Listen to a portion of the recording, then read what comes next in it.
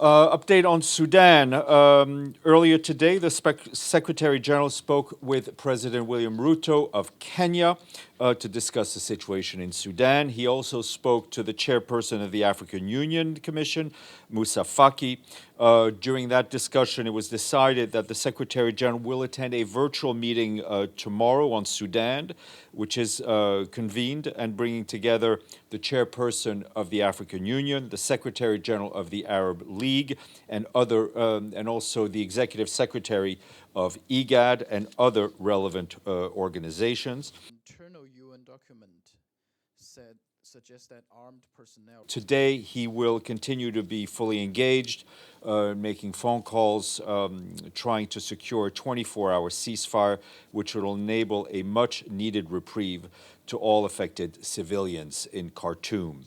Meanwhile, on the ground, his representative in Sudan, Volker Perthes, continues to engage with the parties, key Sudanese leaders and member states in trying to secure an immediate de-escalation to the fighting and obviously working in concert with the Secretary General on a 24-hour ceasefire. As you can well imagine, the continued heavy fighting in Sudan is having a devastating consequences for Sudanese civilians, as well as our staff and other members of the international community who are caught in the crossfire. We reiterate to the parties to the conflict that they must respect international law. They're obliged to protect civilians and ensure the safety and security of all United Nations and associated personnel, as well as their premises, our assets, and trapped civilians must be able to receive assistance, access essential supplies, and evacuate to safer zones as needed. We desperately need that humanitarian pause so the wounded and sick civilians can reach hospitals. People in Khartoum have been unable to safely leave their homes to buy food and other essential items for days. The humanitarian response in Sudan remains severely hampered. Attacks against aid workers, looting of humanitarian facilities must stop now. It is only 5.5% funded, the appeal, so could this just become a... Humanitarians must be able to safely carry out their work.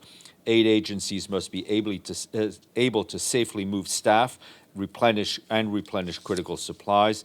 Meanwhile, we are worried that Sudan's healthcare system could completely collapse. Hospitals need additional staff, they need additional supplies, and they need additional blood supplies.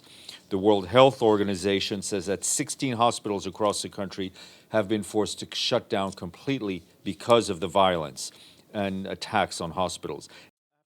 Did you hear from Paulina? 9 of these hospitals are in the capital, Khartoum. A further 16 hospitals, including in Darfur states, could close soon due to staff fatigue and lack of supplies.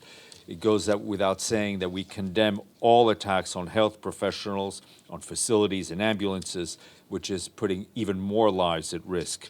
These are flagrant violations of international law, and they must stop.